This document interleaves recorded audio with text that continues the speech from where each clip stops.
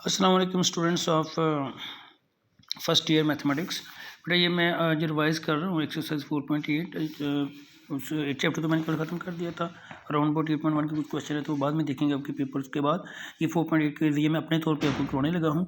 बाकी इसके अलावा अगर किसी को कोई प्रॉब्लम है रिवीजन के हवाले से कोई मसला तो आज मुझे इनबॉक्स में अगर बता देगा फिर उसके हिसाब से मैं लेक्चर उसका तैयार करके आपको उसका लेक्चर दे दूँगा। पहले तो इसमें ये ध्यान में रखिए 4.8 और 4.9 की जो मतलब मुख्तलिफ इक्वेशंस होती हैं। एक तो होती है इसमें एक लीनियर इक्वेशन होती है, एक सेकेंडरी इक्वेशन होती है और एक होमोजेनियस इक्वेशन होती है। ठीक है, क्वाड्रेटिक आपको पता ही है, फिर क्वाड्रेटिक का भी मैं जिक्र कर देता हूँ। लीनियर इक्वेशन वो होती है बेटा जिसमें एक्स और वाई की जो पावर्स हैं वो 1 होती है, उसको हम लीनियर इक्वेशन कहते हैं। सेकेंडरी इक्वेशन वो होती है जिसमें एक्स और वाई की पावर 2 होती है, उसको हम सेकेंड डिग्री कहते हैं। और होमोजेनियस वो इक्वेशन होती है कि जिसमें बेटा हर टर्म की पावर जो है सेम होती है, डिग्री सेम होती है।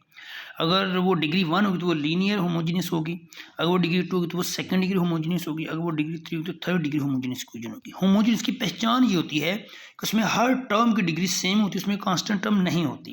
और उसमें टर्म इस तरह कंसिडर किया जाता है कि अगर x इंटू वाई हो तो x की पावर 1 और y की पावर 1 ऐड होकर 2 आती है। ये नहीं होता कि भाई x की पावर 1 है तो y की पावर 1 है तो उसको 1 डिग्री हम कहेंगे, नहीं। वो डिग्री हमेशा ये ध्यान में रखें, जो वेरिएबल मल्टीप्लाई हो रहे होते हैं उनकी पावर्स को ऐड करके डिग्री बनती है उस इक्वेशन की। ठीक है, ये माइंड में बात रखनी है। तो 3 चीज़ें आपको मैंने बताई हैं। नंबर 1 लीनियर इक्वेशन जिसमें वेरिएबल की पावर 1 होती है, उसमें कांस्टेंट टर्म भी होती है।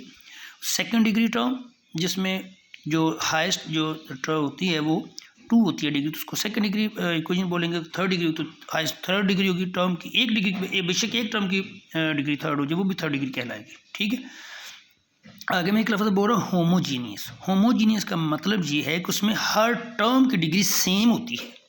अगर वो हर टर्म की डिग्री 1 है, पावर 1 है, तो उसको हम फर्स्ट डिग्री होमोजेनियस इक्वेशन कहेंगे। अगर वो हर टर्म की डिग्री 2 है तो उसको हम सेकंड डिग्री होमोजेनियस कहेंगे। अगर हर टर्म की डिग्री 3 है तो उसको हम थर्ड डिग्री होमोजेनियस इक्वेशन कहेंगे।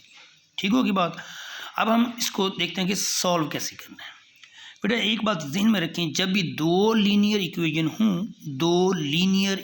हों, ठीक है, तो दो लीनियर इक्वेशन को हम वो सिमल्टेनियस जिस तरह मतलब क्वेश्चन को मल्टीप्लाई वगैरह करके उसके क्वेश्चन को बैलेंस करके हम सॉल्व करते हैं, उस तरीके से हम सॉल्व करते हैं। दूसरा, अगर एक लीनियर हो और एक सेकंड डिग्री हो, एक लीनियर और एक सेकंड डिग्री हो, तो हम लीनियर में से हमेशा वैल्यू निकाल के सेकंड डिग्री इक्वेशन में पुट करते हैं। ठीक हो गया। अब तीसरा, अगर एक लीनियर है और एक सेकंड डिग्री, ये तो हमने बात कर ली, लेकिन अगर दोनों सेकंड डिग्री हो, दोनों सेकंड डिग्री में पर डिफरेंट टाइप आ जाती हैं।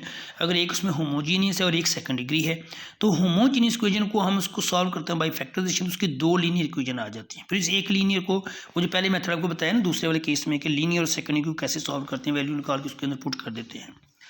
फिर एक और आ जाता है कि दोनों सेकंड डिग्री होती हैं, लेकिन उसमें उन दोनों सेकंड डिग्री में एक एक्स वाई वाली टर्म ज़रूर होती है एक में, तो फिर हम उसके कांस्टेंट को इक्वल कर लेते हैं। क्योंकि होमोजेनियस तो वो नहीं होती नॉन होमोजेनियस इक्वेशन है। दोनों नॉन होमोजेनियस इक्वेशन होती हैं, लेकिन उस एक नॉन होमोजेनियस इक्वेशन में एक टर्म ऐसी ज़रूर होती है जिसमें एक्स वाई की टर्म आए।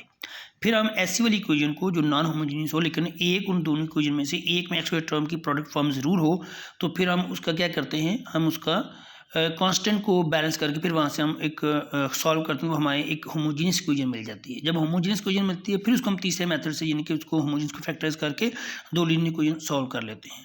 ठीक है, फिर एक केस और आता है इन दोनों एक्सरसाइज में कि दोनों सेकंड इक्वेशन तो होती हैं लेकिन उसमें सिर्फ एक्स स्क्वायर और वाई स्क्वायर वाले टर्म होते हैं। जैसे एक्स वाई वाली जिनकी लीनियर इक्वेशन में सिर्फ एक्स वाई वाली टर्म होती है, कांस्टेंट टर्म होती है। इसी तरह सेकंड इक्वेशन में एक्स और वाई स्क्वायर वाली टर्म होती है। ठीक है, उसमें एक्स वाई की प्रोडक्ट फॉर्म नहीं आती, तो उसको भी हम बैलेंस करके कर लेते हैं, इनको ऑप्शन को इक्वल करके सॉल्व कर लेते हैं। जैसे ये क्वेश्चन है, क्वेश्चन नंबर 4, इसमें ज़ाहिर तो लग रहा है कि दोनों लीनियर, लेकिन इसमें एक लीनियर है और एक सेकंड डिग्री है। जब आप इसको मल्टीप्लाई करेंगे ना एक्स वाई को, सेकंड वाली जो इक्वेशन है एक्स वाई को जब मल्टीप्लाई करेंगे तो आपके पास इक्वेशन की शेप चेंज हो जाएगी। ठीक है, तो चूँकि ये फ्रैक्शन में है, जब एक्स वाई से मल्टीप्लाई करेंगे तो आ जाएगा 2y + 3x = 2xy, वो सेकंड डिग्री इक्वेशन बन जाएगी। इसलिए आप पहले वाली इक्वेशन की वैल्यू निकाल के सेकंड वाली इक्वेशन में पुट कर दें तो ये इक्वेशन आपकी सॉल्व हो जाएगी। जैसे उसने किया है कि y = 5 - x, इसको पुट किया सेकंड में पुट करेंगे तो आपके पास क्वाड्रेटिक इक्वेशन आ जाएगी। क्वाड्रेटिक इक्वेशन को आप इजीली सॉल्व कर सकते हैं, वहाँ से दो वैल्यूज़ आएंगी, फिर उन वैल्यूज़ को बार बार पुट करेंगे तो आपके पास आंसर आ जाएगा। जितने भी उसके